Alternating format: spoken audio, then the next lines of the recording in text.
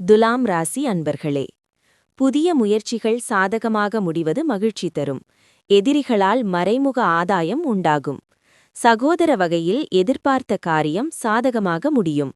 மற்றவர்களுக்கு கொடுத்து வராமல் இருந்த கடன் திரும்ப கிடைக்கக்கூடும். சிலருக்கு எதிர்பாராத பணவரவுக்கு வாய்ப்பு உண்டு.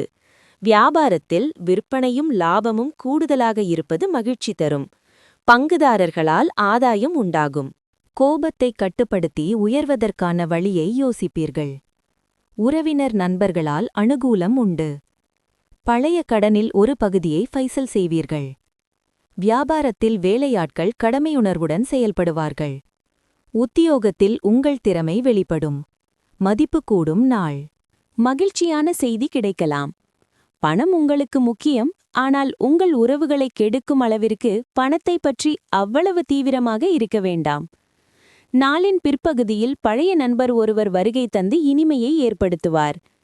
மனதிற்கினியவரிடம் அக்கறை இல்லாமல் இருப்பதால் வீட்டில் பதற்றமான சூழ்நிலை ஏற்படலாம். முக்கியமானவர்களுடன் கலந்து பேசும்போது கண்களையும் காதுகளையும் திறந்து வையுங்கள். அதிலிருந்து மதிப்புமிக்க யோசனை கிடைக்கலாம். நண்பர்களுடன் தேவையானதை விட அதிக நேரம் செலவிடுவது சரியானது என்று நீங்கள் நினைத்தால் நீங்கள் தவறு செய்கிறீர்கள். இதை செய்வதன் மூலம் நீங்கள் வரும் நேரத்தில் சிரமங்களை எதிர்கொள்வீர்கள், வேறு ஒன்றுமில்லை. உங்கள் அலுவலக வேலை இன்று உங்கள் துணையின் நடத்தையால் பாதிப்படையும். சித்திரை 3-4 யோகமான நாள். திட்டமிட்டு செயல்படுவதால் வருமானம் கூடும். சுவாதி வியாபாரத்தில் ஏற்பட்ட தடைகள் நீங்கும். உறவினர் வழியில் ஏற்பட்ட சங்கடம் விலகும்.